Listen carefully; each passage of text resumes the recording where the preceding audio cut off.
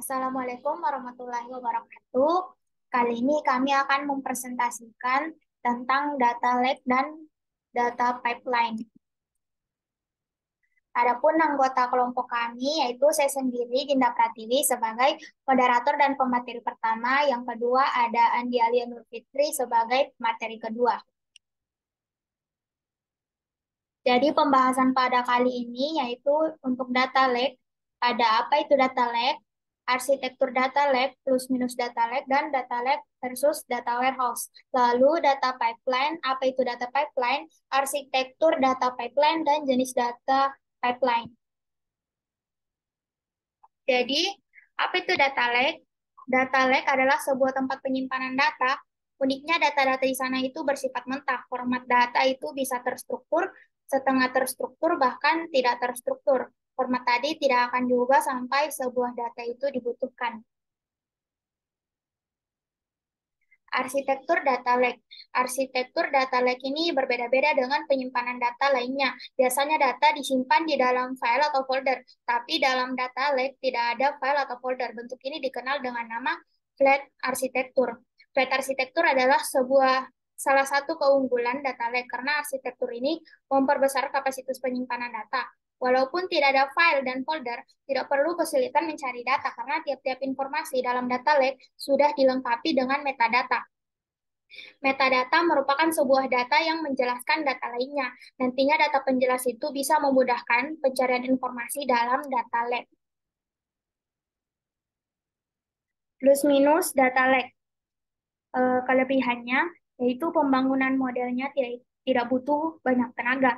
Proses penyimpanan data tidak selalu mudah karena biasanya data-data harus disamakan formatnya. Setelah itu barulah data bisa masuk ke tempat penyimpanannya. Data lake adalah solusinya karena semua bentuk informasi bisa masuk ke sana. Lalu kelebihan kedua adalah data masuk dengan cepat. Dalam data lake kita tidak perlu mengubah bentuk data sebelum disimpan, otomatis informasi lebih cepat masuk ke sana.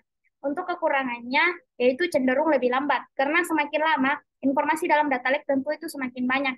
Ini bisa memperlambat proses query alias pencarian data.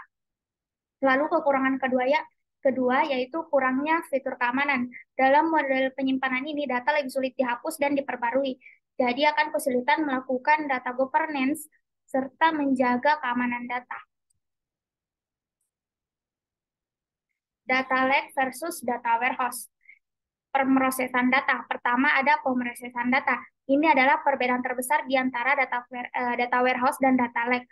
Berbagai macam data bisa langsung masuk ke data lake. Sementara itu, sebelum masuk ke data warehouse, data itu harus diproses dulu. Kedua ada di kemudahan penggunaannya. Dalam data warehouse sudah selesai diproses, itulah mengapa secara umum semua orang bisa memahami informasi di dalamnya. Sementara itu informasi di dalam data lake masih harus diolah. Akhirnya kebanyakan pengguna adalah orang-orang yang bertugas mengolah informasi seperti data scientist atau data engineer. Lalu perusahaan yang menggunakan model penyimpanan data warehouse sudah ada sejak 2 dekade lalu. Otomatis banyak perusahaan besar yang menggunakan model ini. Sementara itu, data lake adalah sistem yang relatif baru. Kebanyakan penggunanya merupakan perusahaan yang cenderung lebih kecil. Sekian materi dari saya. Selanjutnya, saya berikan kepada pemateri kedua.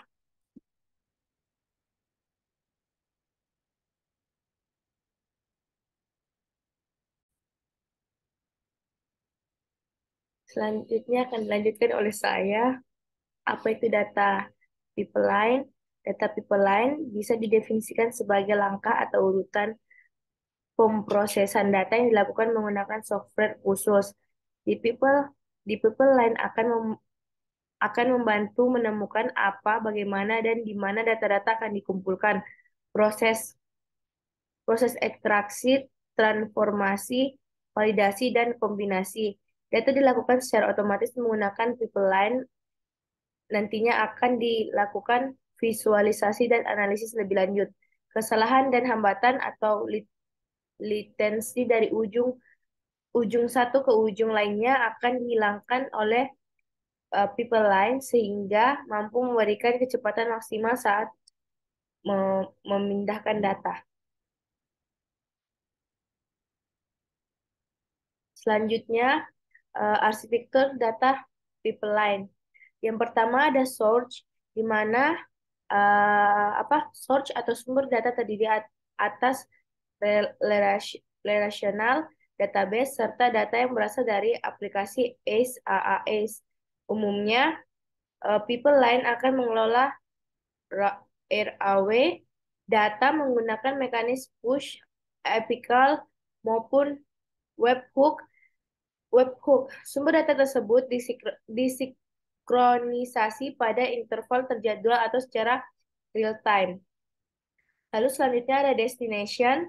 Destination dalam bahasa Indonesia bermakna tujuan yang menjadi muara bagi data pipeline. Ada berbagai bentuk destination yang dikenal saat ini. Contohnya antara lain data warehouse, data mart, dan data lake yang berbasis cloud.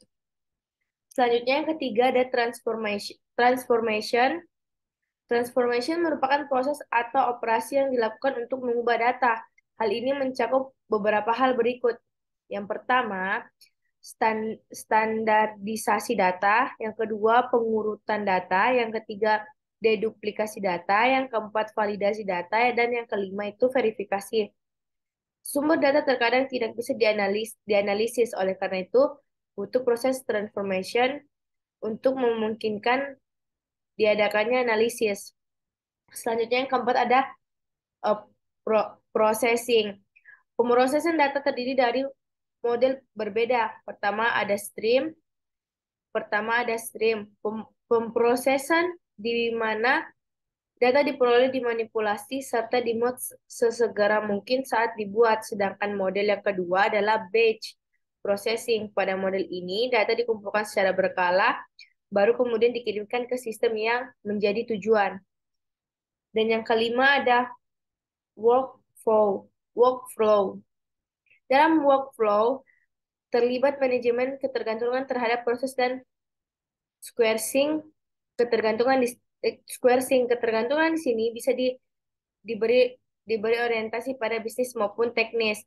Contoh ketergantungan bisnis adalah saat data perlu diverifikasi silang dari sumber satu dengan lainnya untuk menjaga data tetap akurat sebelum dikonsolidasi.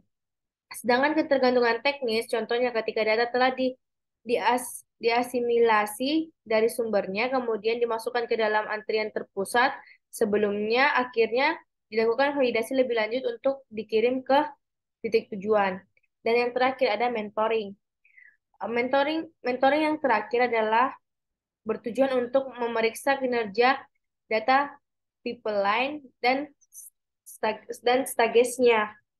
Mentoring perlu dilakukan untuk memahami apakah data tetap akurat,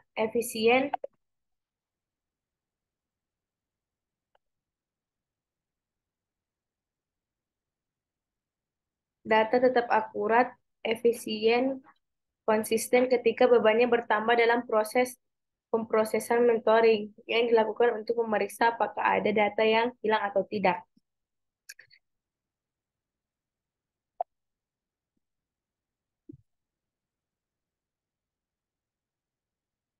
Dan selanjutnya, yang terakhir adalah jenis data. Jenis data pipeline ada 3, yaitu raw data, proses data, dan cook data. Yang pertama, raw data. Raw data adalah data mentahan merupakan sebutan untuk pelacakan data tanpa tahapan pemrosesan apapun. Jenis data ini umumnya disimpan dalam format encoding dan dimanfaatkan untuk mengirim tracking event, contohnya ada JSON. Belum ada skema yang diterapkan untuk raw data. Biasanya seluruh tracking event akan dikirim dalam bentuk raw data.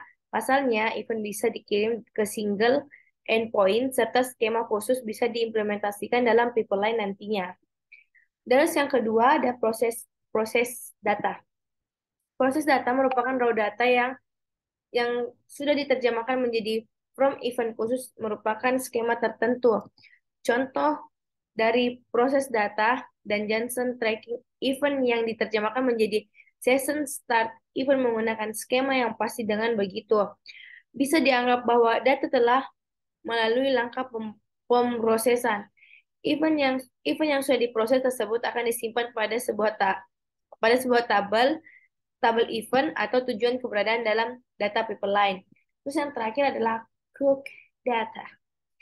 Jenis data yang terakhir adalah cook data berupa proses data yang sudah diringkas atau dikumpulkan. Contohnya yaitu data yang sudah diproses meliputi session start dan session end event sebagai input dalam cook data yang meringkas aktivitas harian user, seperti total waktu dan jumlah sesi yang dihabiskan user saat mengunjungi satu laman web.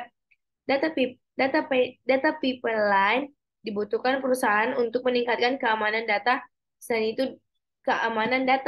itu juga berguna untuk kebutuhan integritas data serta meningkatkan bisnis intelijen dan analisis. Sekian dan terima kasih presentasi dari kelompok saya. Wassalamualaikum warahmatullahi wabarakatuh. Kurang lebihnya mohon dimaafkan.